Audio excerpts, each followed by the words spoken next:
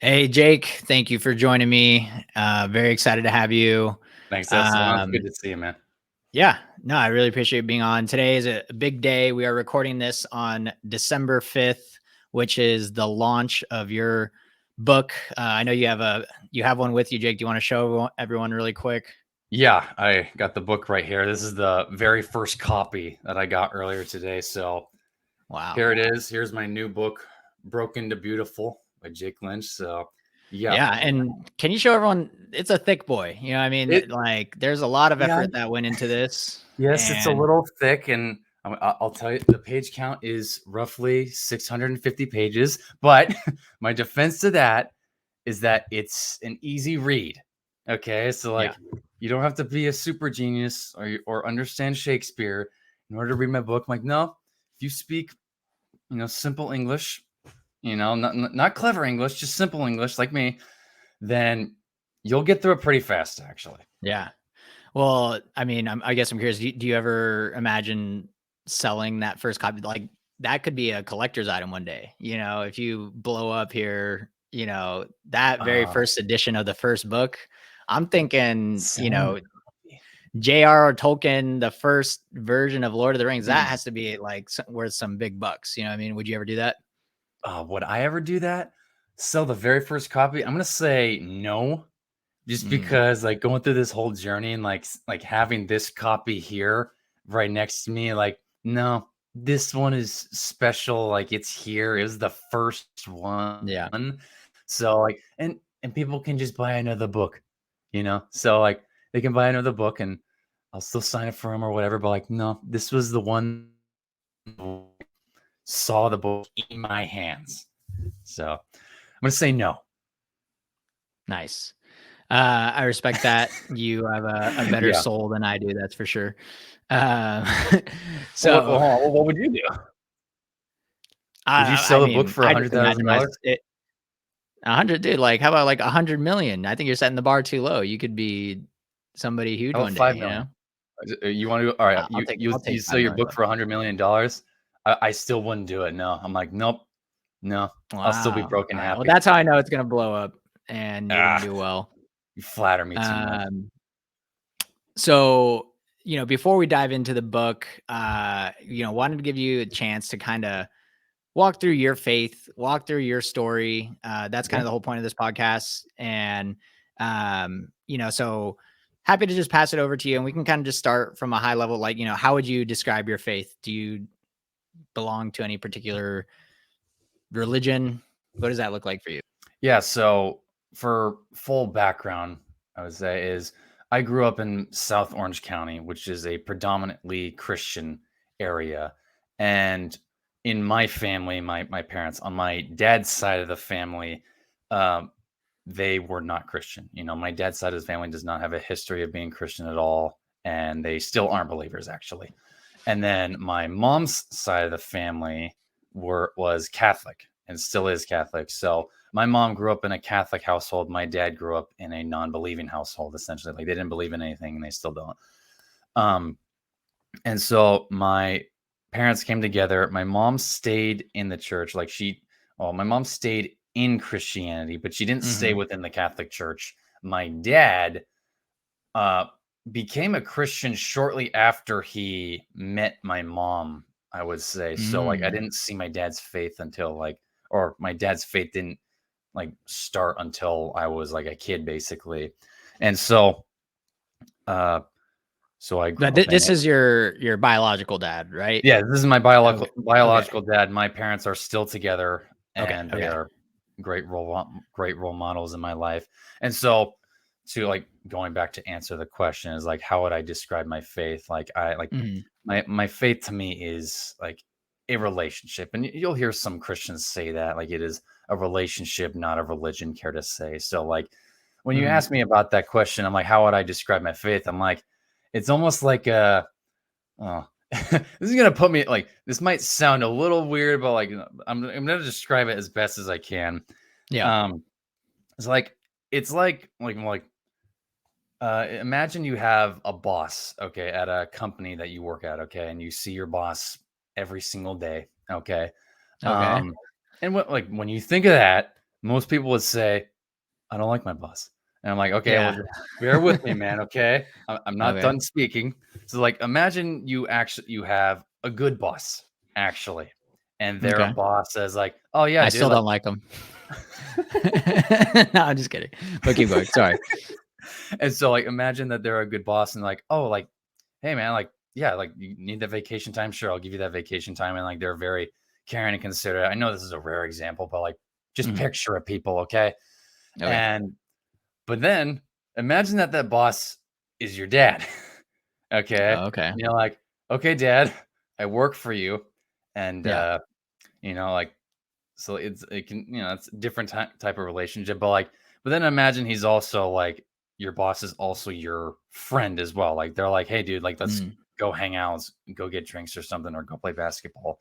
Mhm. And so, like, just kind of like imagine that. And then imagine that boss is God, care to say, okay? And like your Mhm. boss wants to get to know you and wants to spend time with you, and you see them every single day. And so, like, it's kind of like that. So, like, when that plays out throughout my day, like, as I go throughout my day, I think I'm like, God is always watching me and he knows all my thoughts, but he's also kind and caring and he wants what's best for me, but he also wants me to work hard. So, like, it's Mhm. kind of like always having that person who you think is always in the background, but they're always there, Yeah. or like, or like an imaginary friend, but they're actually real. They just don't say Mm. much.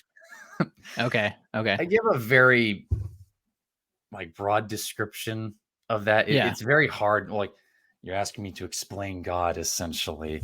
So it's Yeah. like having a loving father who's always with you and always cares about you, and you can talk to them all the time. So it's in conclusion, it's me getting to know like who created me. It's like getting to know Mhm. your own dad. You spend time with them and you hang out with them, you read about them, etc. So it's me getting to know God through Yeah. reading the Bible, because that's how you Okay. learn about God. And would you say that so you identify as Christian, right? Yes, I identify And as a Christian. I grew up in a and non-denominational church, Saddleback Church, hosted by Rick Warren. Now it's under Andy Wood right now. So yeah. And so yeah, you still identify as kind of, I guess, non-denominational. yeah, I Uh, mean, I would say so.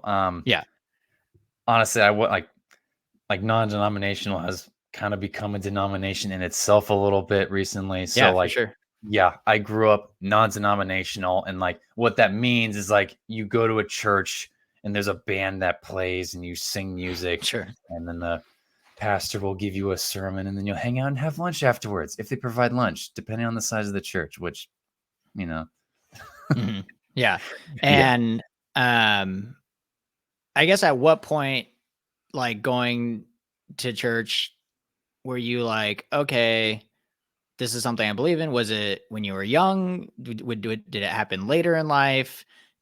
Was there different moments throughout life? Like, I guess at what point would you say is the first time where maybe you're like, oh yeah, this is a lot more than just hanging out with friends or something? Yeah, so there was a build up to that. And I find there's a lot of build up to a lot of pivotal moments in my life. But like for this moment of when I knew that Christianity is real, um, I was very young at the time. So when I say young, I mean like I was like, I don't know, I was in fifth or sixth grade. Like, how old are you? Like Hmm. 10 or 11 at the time. And so I grew up in a Christian home. So like my parents, stayed together, and my mom would come into our rooms at night, like with me and my two other brothers, and she would pray with us. So I actually Hmm. still remember those nights of when my mom would pray with us very vividly. And so, like, Hmm. getting back on topic, so I grew up going to church, but that didn't mean I liked going to church, because like Hmm. I was a kid, like I was not paying attention at all to any of the Yeah, sermons. I didn't really care about it. All I wanted to do was go home and play Halo. Okay. fair. I wanted to Yeah. go home and play Halo because that was the only fun thing that I found. And I was a kid, kids want to go Yeah. run around, play, and have fun. They don't want to sit down in a sermon and be like, this is the point of life or whatever. It's like, no, I didn't care. I didn't care about any of that stuff, you know? Sure. But like, but you know, even as a kid in elementary school, like I still went through the motions, I still played and did all that stuff. But like as time went on, I Mhm. started experiencing um periods of feeling an emptiness inside me, like deep, like in my right in my sternum, kind of like sternum to like inner core, like not in my chest, but like deeper. So I'm like, Mm. okay, like, and so I would go through the routine of like, I'd wake up, I'd go to school, I'd come home, I'd play video games, I'd do whatever sports my parents would, ask me to do. And then I would Yeah. do it the next day. But like, I kept feeling this lingering sense of boredom, kind of just Mhm. playing the same video games over and over again. I played a lot of video games growing up, man. Mhm. And so this emptiness kind of like lingered in me for a while now, and I could not get rid of it. And I was 10 or 11 years old, like I don't understand what this is. I Mm. didn't even understand how like how the world spun or anything, or Yeah. just like why the sun existed or anything. So, Mhm. and like that led me on, and so like I was feeling the emptiness for a while and I didn't know what to do with it.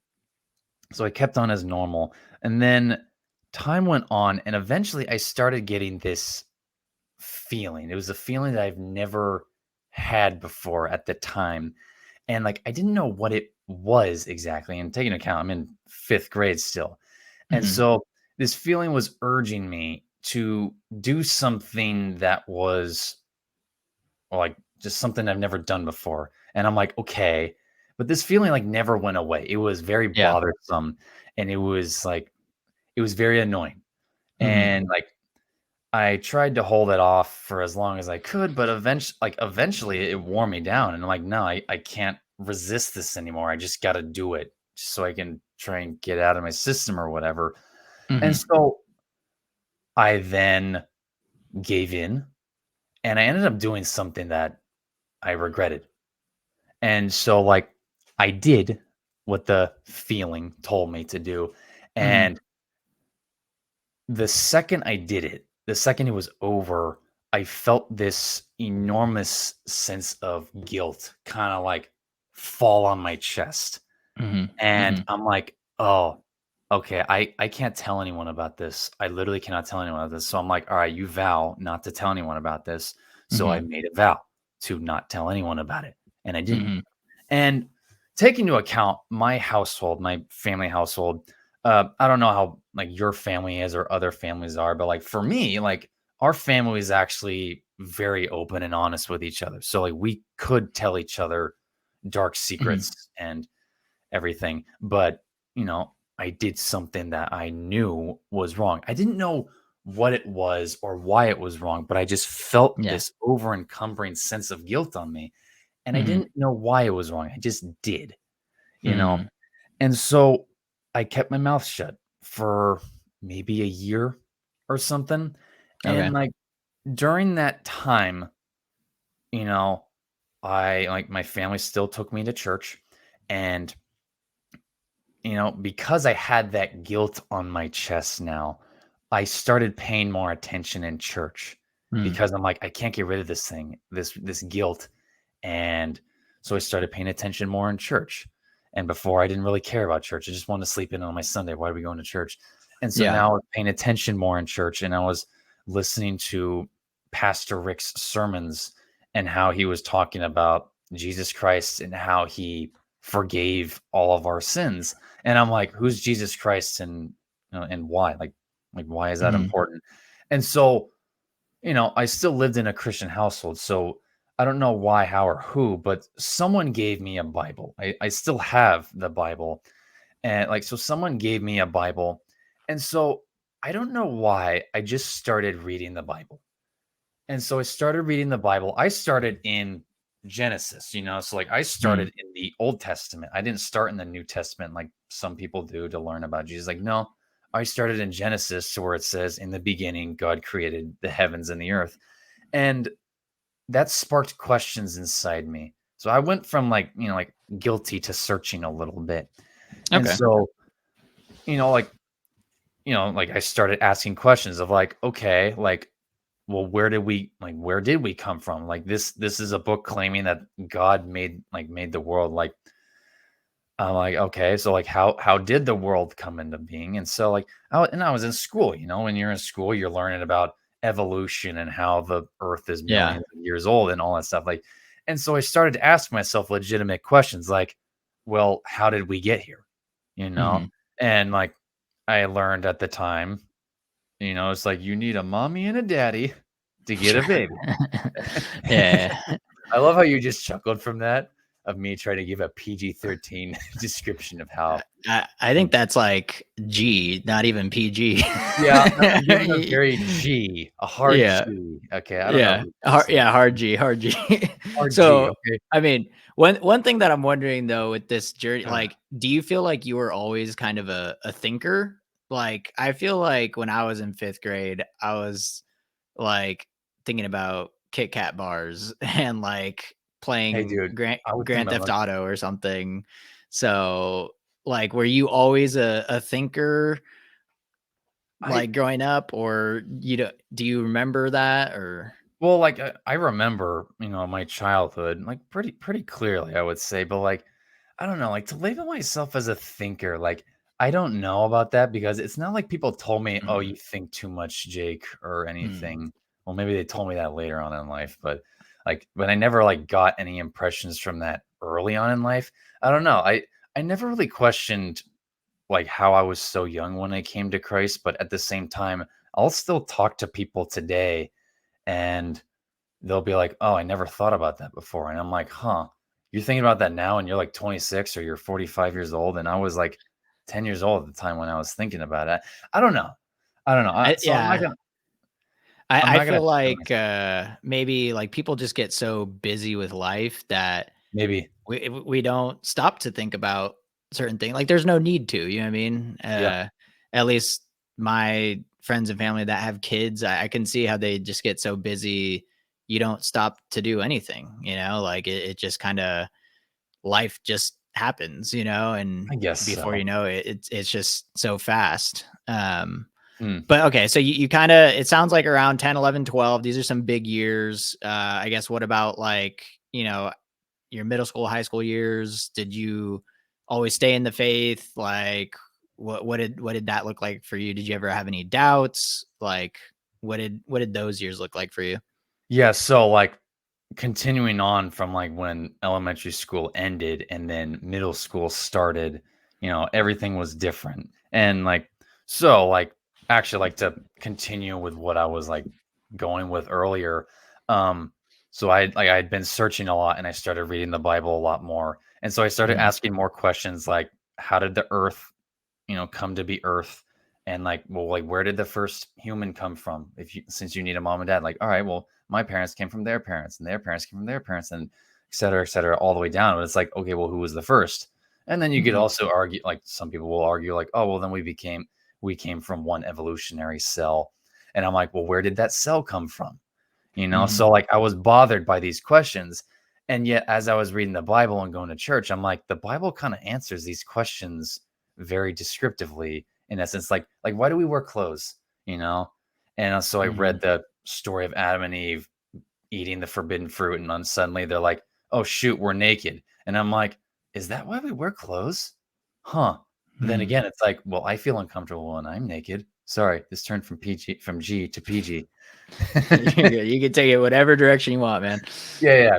Okay, and so, like, eventually, a year, I'd say roughly a year went by, and Mhm, I had still been feeling very guilty at the time, and I was still searching, and so eventually, I had to open up to someone about the guilty thing that I did, and I opened up to my brothers and my parents about it, and I was expecting judgment, but for some reason, they're like, "You're good, man," and I'm like, I'm good. Like, why did you just forgive me like that? mhm, Like, you're not even gonna condemn me for what I did because I deserve to be condemned for what I did. And like, my family's like, no, we're gonna give you mercy. And I'm like, wait, what? That doesn't make any sense.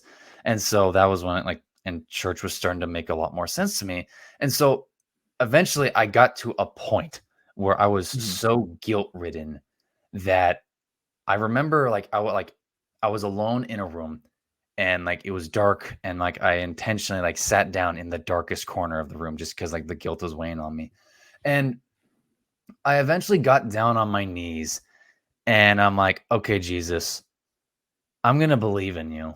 You know, I'm gonna believe in you that you died on the cross to forgive me of my sins. And I'm just gonna believe that you can like that you forgive my sins. And then right after I did that, the guilt was gone. And I'm just like, Mm, whoa. And then that emptiness I was feeling inside was also gone. And I'm like, whoa, like that hole in my heart is gone. Like it feels mm, filled now. And I'm like, whoa, Jesus really is real, you know? And like that was the moment when I knew that like Christianity is real, you mm, know? And so like after that, I continued reading the Bible more and more. And I'm like, yeah, then Christianity just became a daily part of my life. You know, I started going mhm, to Bible studies. Like middle school was like a time of like football and lacrosse for me, but like, like I was still, awkward socially. So like I like a lot of my friends or whatever were from Bible study groups. So like that just mhm. became normal for me. Yeah, And yes, like so that's how I knew Christianity was real, essentially. because So yeah, you had this experience and you were like, okay, this is legit because of the experience that you had. yeah, yeah. Okay, And like my and conscience is clear. mm, that's awesome. Um, I'm curious about your college years because I know you went to Utah, right? Yeah.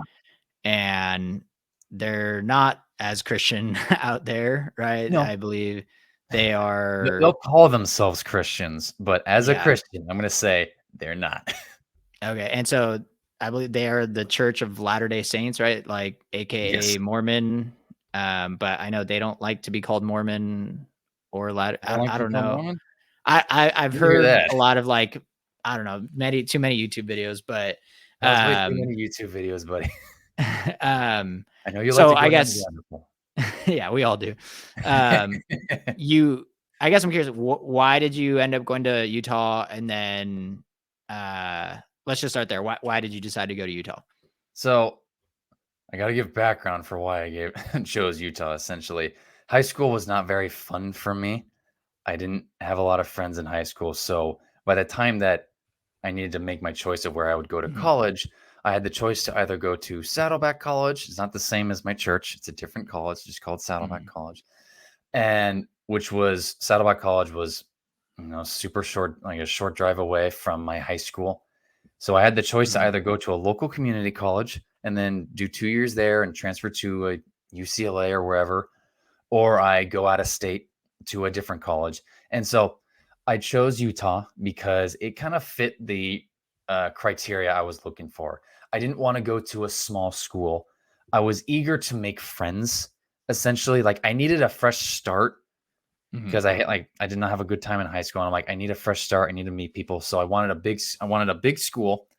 I wanted a football team, so one that was in the Pac-12 and Utah was in the Yeah, Pac-12.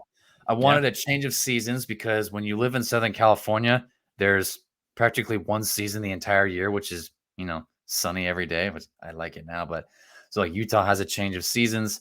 And yeah, like those were most of my criteria. But also my parents said, you should go here. And I'm like, yeah, Mm, because I have no idea where I want to go or what to do with myself. So I went with what my parents said. They're like, you should study business at the University of Utah because they have a good business program mm. there and it fits the criteria for what you want and it's a good school. And I'm like, all right, sure. I'm going to go to Utah. So I Gotcha. went to Utah. And Okay. yeah, And uh I mean, did faith or religion come up like how fast did it come up? I would assume it comes up pretty dude. fast there. Okay, like religion is such a common discussion out there because you got the Mormon missionaries everywhere. But dude, Mhm. it was the second night I was there that I Oh, got wow. in a Okay. religious discussion with two Mormons who were, Okay. friends of mine that I had like Mhm. just met. And it's actually kind of funny because like one of them was like, "You're not Mormon?" And I'm like, "No." And they're like, "Dude, when I first met you, I thought you were the most Mormon person I'd ever met." And I'm like, "Nope, I'm Christian and happy and white." Oh my gosh. Yeah. Okay. So So, I mean, it was w an interesting d discussion. yeah. How did that conversation go? So we were at like a pre-orientation camp, which is just like a camp that the college hosted so that people could get to know each other before the school actually started. And so it was the second night there. Everyone was gonna go to the main cabin because we were out in like Mhm. at some campground site in the like in Utah. And so everyone was gonna go watch the Moana movie going on in the main cabin. And I was gonna join them, but I'm like, it's getting late and I haven't read the Bible yet tonight. So I'm going to go back into my room and read the Bible for a little bit. So I go back into our cabin, and there's bunk beds everywhere, multiple guys. And so it was just me and these two guys who were in there. I forgot their names. I'm sorry. But like they were both, Mormons, but like they were super chill. And they noticed that I had a Bible. And that's just how it's Different yeah, different than they use like the New World Translation or something? their Or Book of Mormon. they have Book of Mormon, that's right, They have a okay, Book of Mormon, yeah. okay, I and so that sparked a discussion basically, okay. and, the discussion started, and, like, one of the things is that, like, Mormons tag team when it comes to religious Mm, discussion, they're never alone, and so I was alone talking to 2 guys, and so it, like it very quickly turned into a long discussion, and so, like and I was asking, like, I wasn't even trying to, like, argue that much, or like I try to argue a little bit, I would say, but like I would also just ask questions because I knew very little about the Mormon faith. yeah. I just knew it like, and so I'm like, what happens if a Mormon drinks coffee? And they're like, that's a good question. Were you like, "There's only one way to find out?"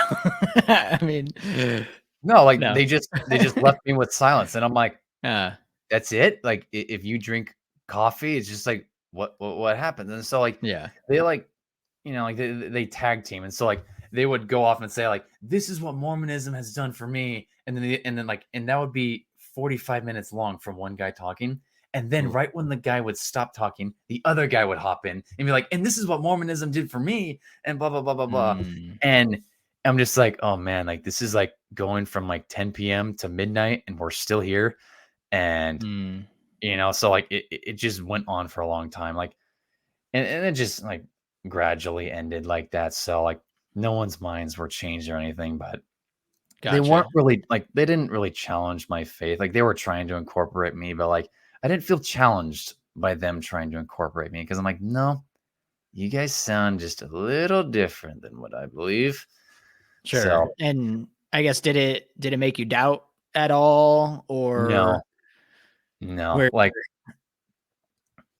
I feel like doubts in my faith kinda came later, like, when I was okay. still in, like, high school and then in college, I was still growing in my faith, so I wasn't in the doubting stage around that time, like, I feel like I have more doubts nowadays than when I Mm, did in college and in high school, yeah, so, what are some of those doubts that you have, like, nowadays?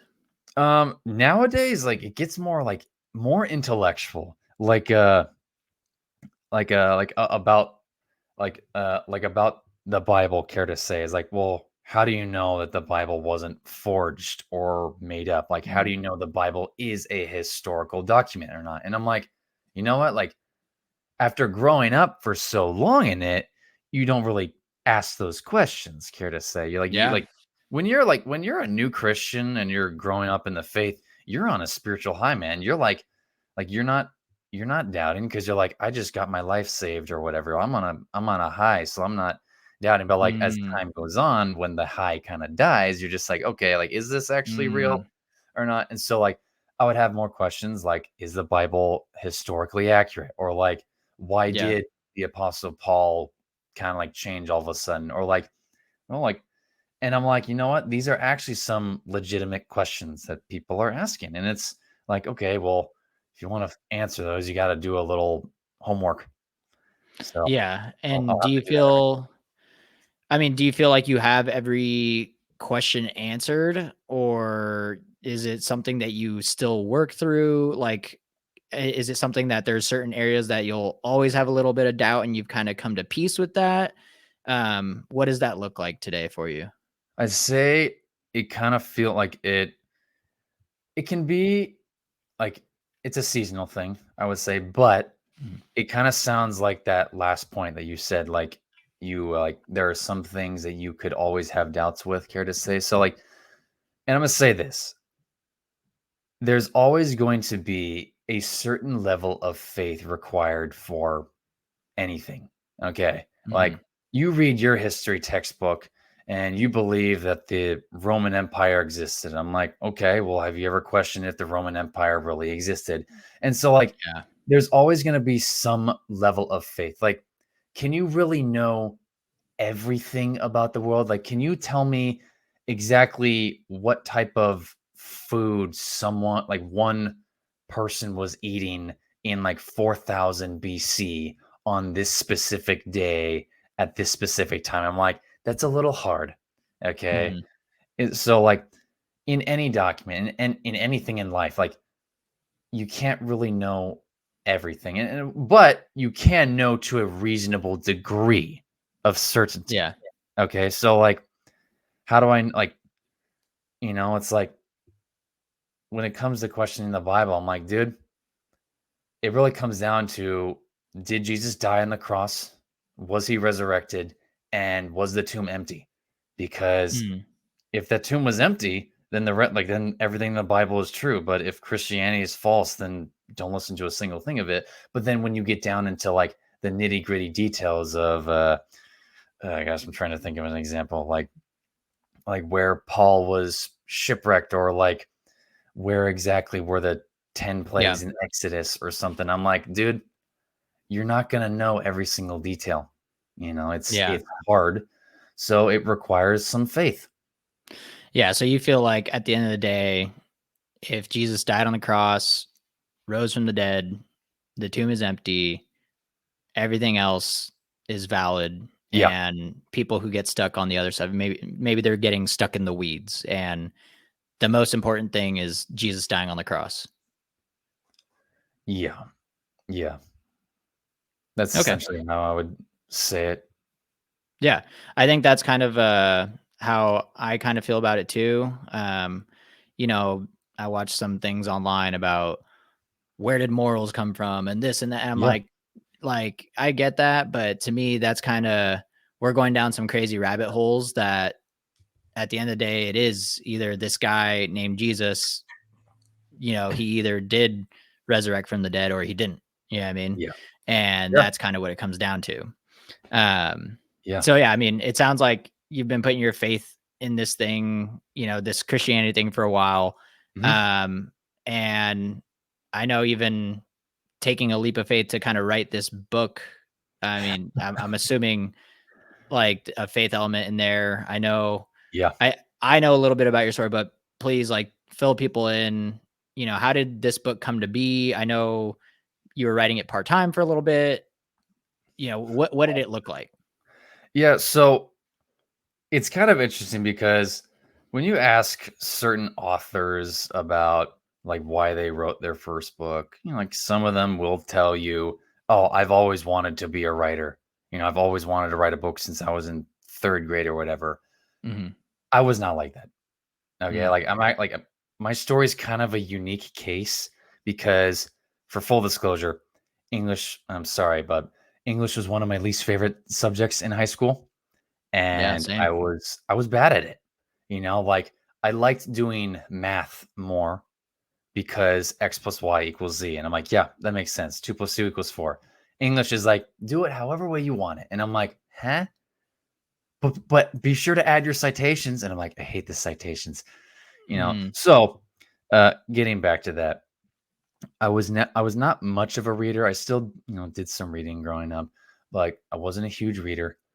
And so fast forward to the end of the first semester in my sophomore year. So this was like late 2018. Okay.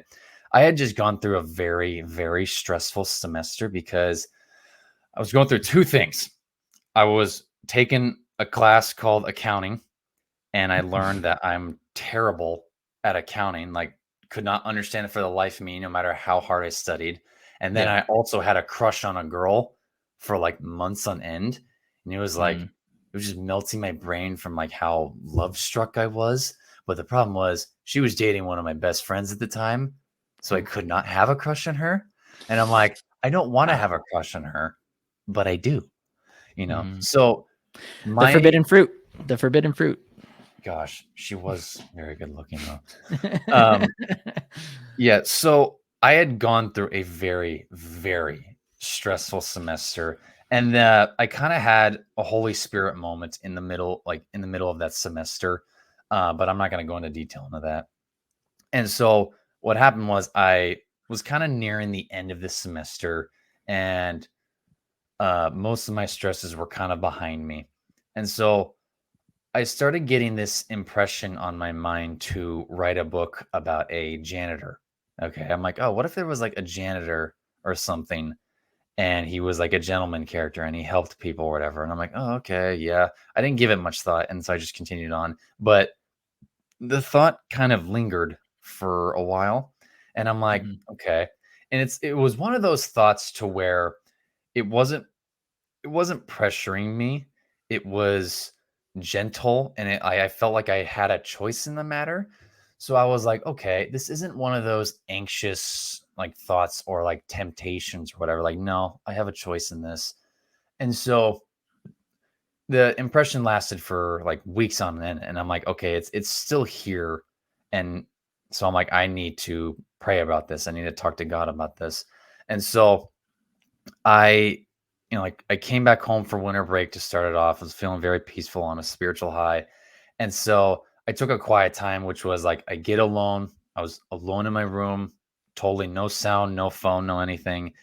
Like I have my Bible in my hand and I'm like, I pray to God. I'm like, God, do you want me to write a book? Okay. Mm. And so I prayed that for a couple minutes in just total silence. And one of the things that I heard at the time was from Rick Warren at the time was that he said, if you like stop looking for God's voice as like a personal voice, like stop looking for a voice and start looking for a verse. Okay. And what he Mm. means by that is like, if you want to hear God speak to you, you should read the Bible. Okay. Because the Mm. Bible is God's love letter to humanity, essentially. So God can speak to you from the Bible. He doesn't have to speak to you verbally. He's got a lot of ways to communicate. So I decided to try that. I'm like, all right, fine. And so I pray for a little bit, and then I flip open to where I was reading in the Bible. Now, like for more background, and I know I'm giving a lot of background on this, but like the background is important. So, like originally, I was reading in the New Testament at the time, but actually, like Mm. let's say like 2 months prior, I got this impression to start reading the book of Isaiah, which is like Mm. in the Old Testament. So that's a complete 180 turn and direction. So I started reading the book of Isaiah and then, fast forward to the end of the school semester. And then I'm praying down. I'm like, all right. Yeah. So I'm like, God, do you want me to write a book? So then I flip open to where I was reading in the book of Isaiah. And the Yeah. very first verse that I read was Isaiah chapter 30, which says, I'm going to try to paraphrase this, but which says, write these words down, write it in a book. And I was just like, Wow. and I just look up and I'm like, okay, I guess I'm writing a book now. And so Mm. like just for like clarity, I'm like, the Bible is long, dude. That book, like the Bible is made up of 66 books. It's made up of thousands of pages. And if you like just flip to it randomly, like what are the odds that you flip Yeah. to that precise verse on the precise day that I have that precise question in mind? I'm like, Yeah. like in a book that I wasn't even supposed to be reading at the time, the book of Isaiah. I'm like, Mm. okay, I think God wants me to write a book. And so I talked to my family about it because they were, practically my church family. And so they're like, "Yeah, this sounds like it could be from God." And I was like, is this impression convicting? Is it condemning? Like, does it contradict anything that God told me?" And I'm like, "I don't think it goes against anything in the Bible to write a book. It's not like I'm slandering God." So Yeah. I started writing, and I'm like, Mm, you know, I hate English. I hate writing. So I just started writing because God told me. mhm. And that's how I got started. That was 5 years ago. Wow, and so has this been the same book the whole like, these past 5 years have culminated into Yeah. this, right, what it is right now? Yeah. This Okay. this book took me 5 years to write. So, Mhm. and given into account, it's that big. So it Yeah. took a little time, but essentially I had to learn how to write a book from scratch. And I'm like, what? Yeah. And it's just grueling, bitter hours. Like I hated writing at first, dude. Like, no, like I Mm. hated it. I'm like, Yeah. this is like nothing but bitter torture. I could be doing so much else with my time. And but I sucked it up and I went through it. And I'm like, God told me to do it, and so I'm gonna do it. Yeah. So you start during college then? Is it, like, towards the end Yeah. of your college career? Okay, I and then started in my sophomore year, so I was 19 at the time. mhm. So this is like December of 2018. Wow, okay, and Yep. then, uh, eventually you decided to really go for it, right? Yeah. You know, kinda I know you were working full time and writing this on the side, is that correct? Yeah, so what happened was the next, say, like 4 to 4.5 years, I continued on with my life as normal. I went to college, graduated college, writing, and I was writing 1 to 2 hours a day, just on the side. And then I graduated college, came home, went through COVID. Um, and then I worked, full-time jobs at the time, and then Mhm, would go home and do 1 to 2 hours of writing and then just continue on. And I did that for 4.5 years.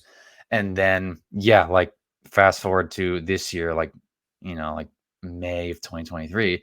And that was when I finally quit my full-time desk job to try and become a freelance writer. I wasn't even planning to be an author, just doing a freelance writer. So like writing blogs for people, writing articles for people, and mhm. doing research and all that stuff. And then like it, gradually turned into me just working more on my book. I'm like, yeah, no, I don't like doing this freelance stuff. I'm just going to work more on my book. And so that's how it, just started. So here I am now.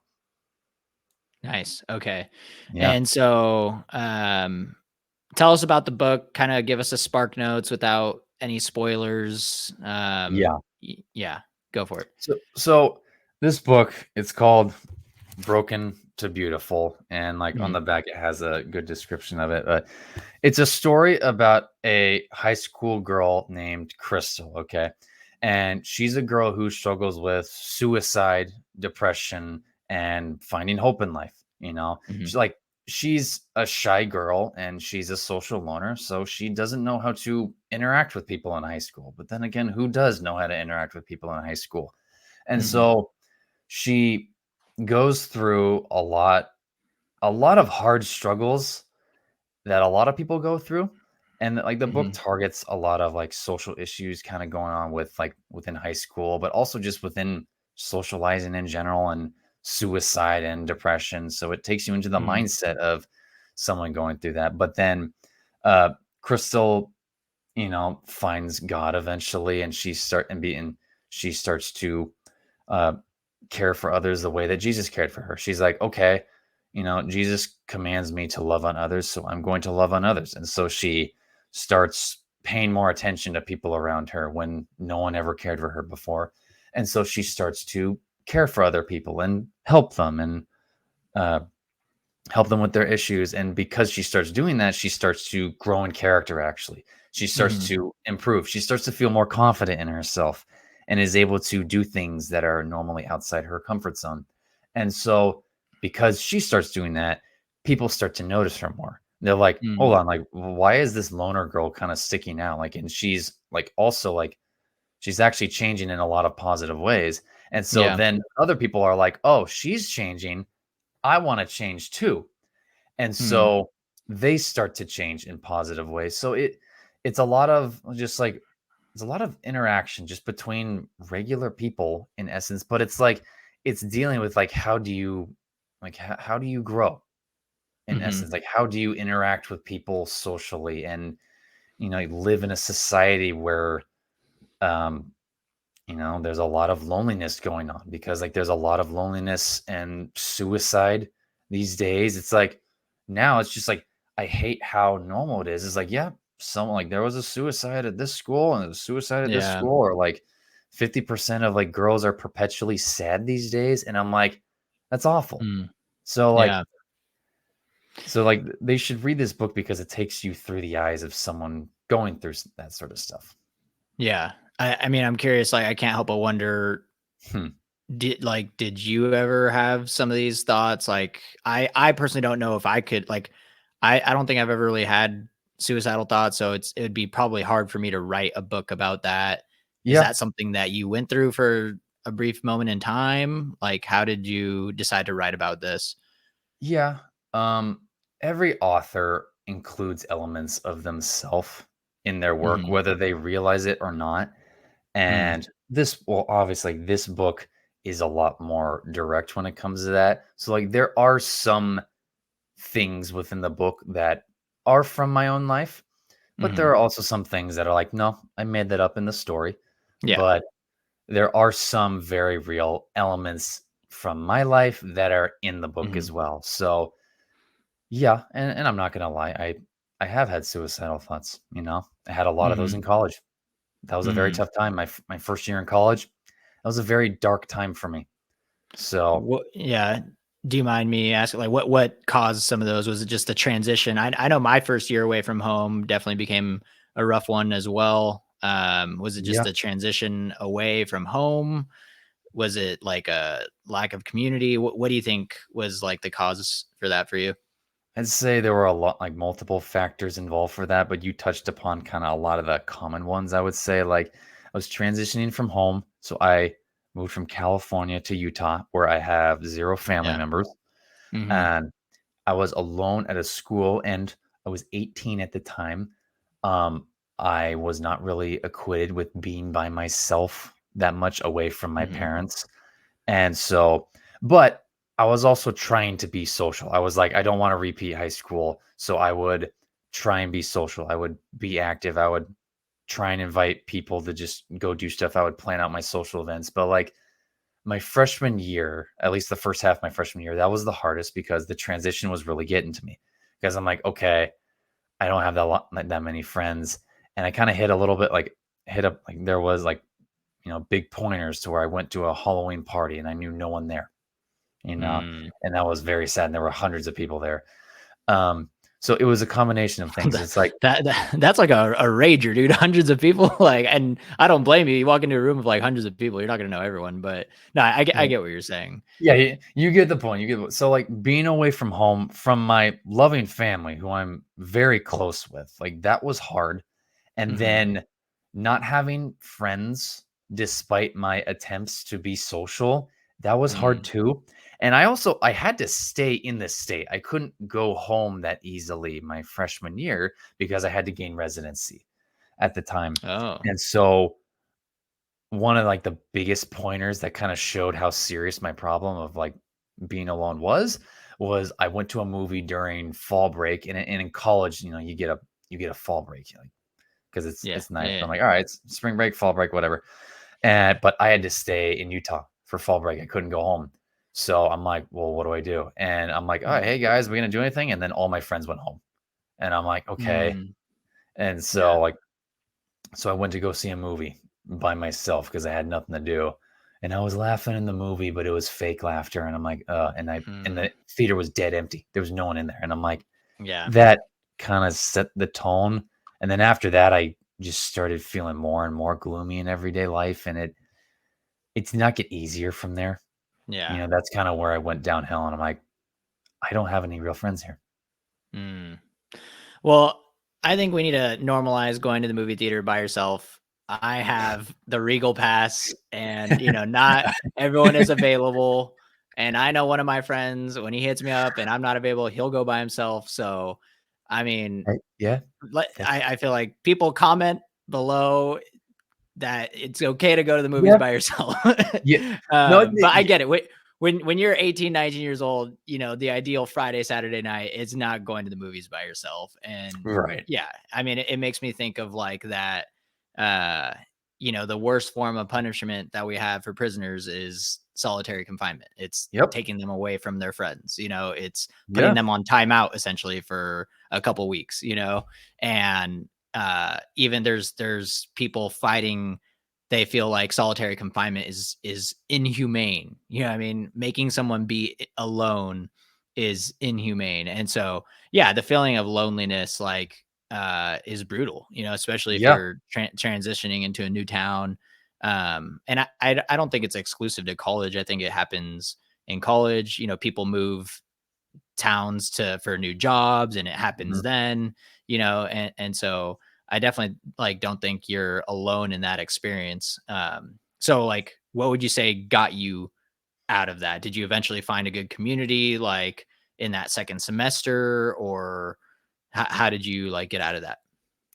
To tell you the truth, I actually had another God moment, Hmm. So like, those months following that were very dark for me, and I, I could not get myself to feel cheerful about anything.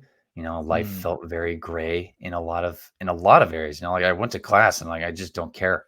I really don't care. Hmm. And that's also tough because like I'm a Christian. I'm like I got Jesus, the hope of the world, and everything. But like no, I was actually on a spiritual low at the time because I can't remember why, but I was actually very angry at God around that time. I don't know why. It wasn't because I was alone, but like before that, I was like, no, God, I don't want to have anything to do with you. So like I went out on it by myself essentially, and so I felt very gray. I felt very depressed. I couldn't find a reason to be happy. And that's when I started having more suicidal thoughts. I'm like, what? Why am I thinking of this? Like, well, why Hmm. am I thinking? Like, I don't even want to think about this. And so but the thoughts did not go away. In fact, they just got harder and harder. And I'm like, okay, it's hard to find a reason to get out of bed when I don't have any friends. I'm far away from home and my day just sucks. And Hmm. so, and then eventually I got to a point where I, called my parents. I'm like, hey, I want to kill myself. And they're like, Hmm. okay, like that's like you need to get counseling. And I'm like, yeah, I need to get counseling. I'm not gonna do it. It's just like I'm not gonna kill myself. It's just I need to tell you. And so like my parents were very supportive. So and then I went to go get counseling from the school. I Yeah. told them, I'm like, hey, I'm having suicidal thoughts. And so I went to counseling like at least once or like once a week or something. Hmm. Hmm. And they took me through some exercises of like breathing and imagining like a river going down, down, down, down. And I'm just like, okay, that didn't really help. Okay. Yeah, you're like that wasn't what I was talking about, like so what was next? Yeah. So like months went by and I was Uh-huh. still very depressed and like still tried to be social, still tried to be happy, but like Mm, still did not have a good friend group or anything. And I eventually got to the point where I'm like, I had just given up. Like, I wasn't gonna end yeah. my life. I don't think I was, but like I had gotten rid of my flip blade knife just for my own safety. But I Mhm, just got to a point where I'm like, I can't fix this myself, no matter mhm, how hard I try. And so I was skateboarding to the food court one morning and taking into account I had 7:30 a.m. classes my freshman year. So I was maniac, I maniac, college freshman, 7:30 AM, but yes, continue. yes, I know. I know. I was that guy. I was that guy. Yeah. And so I did like I was skateboarding. It's like pitch black in the morning, and I just start humming slash singing some worship songs. Just cause I'm like, yeah, I'm just gonna do it. Just why not? And I started singing one song, and I'm like, okay, that was pretty nice. And then I started humming another song, and I'm like, huh, that song is actually kind of relevant somehow. So I start humming the song some more, and I didn't know fully. Like I'd heard this song before, and I'm like, Mhm, I gotta listen to this song. And so mhm, I went up to the food court, put my headphones on, and I found the song. And the song is called "Tell Your Heart to Beat Again" by Danny Goki. And I listened to the mm, song, and the song spoke to exactly what I was going through. And Mm. it just was so relevant that I'm like, oh my gosh, this is exactly what I feel. Like, I feel broken. I feel shattered. I feel like my life is just in pieces right now. And the song, like, by the time that the song ended, I was in tears. Mm. And once the song ended, all of a sudden, just like, boom, depression was gone. And I'm like, oh my gosh, it's over. I'm like, Mm. it's over. I'm like, I actually can feel happy about today. And so I kept listening to that song and kept listening to that song, and it was Yeah. so relevant. And then I called my parents. I'm like, Mom, Dad, it's over. I'm like, I'm past the depression. And I know that's not like, that might not be most people's cases with handling Yeah. their depression, but like, the reason why that song was so important was because I had heard that song like 2 years prior on this like Christian radio station called Air One. Okay, they Mhm. feature a lot of Christian artists on their stations, and the singer was a guy named Danny Goki, and Mhm. he's a guy who actually, like, he lost his wife and then went on to American Idol like a few weeks after, Really? and he finished third in American Idol. Wow, I didn't know that. Yeah, and so he literally went on. He's like, "My wife just died, but she wanted me to do this, so I'm here." And so he continued on, and the song involves, like, God, and, like, he's a Christian singer. And so Mhm. because of that song, my depression was cured. And the guy's a Christian singer, so I'm like, it's like, that is proof that God really does exist, because, like, I Yeah. just start humming that song, like, randomly. I'm like, "No," Yeah. like, that random song that was planted in my mind, like, 2 years prior, I'm like, "That's God providing for me in advance." You could argue that that was random, but, like, that was not random to me, man. Why that song? Why did that song pop into my head and not any other song? Yeah. I think, Danny Goki is definitely I think I've shed a tear or 2 to some of his before as well. Yeah. Yeah, he's definitely got some good bangers, out there. Oh, yeah. Um, so I guess I'm curious, did you just stop going to therapy, stop going to the counseling at that point? Did you tell the Yeah. counselor like, "Hey, I found Danny Goki, I don't need you anymore?" Like, what did you do? No, I didn't have a need to go to therapy or counseling anymore, Okay. and it wasn't helping me anyway. So I'm like, my mind was calm. I'm like, Mm. I had been having suicidal thoughts, and I would fight them and fight them, fight them, and they would just get worse.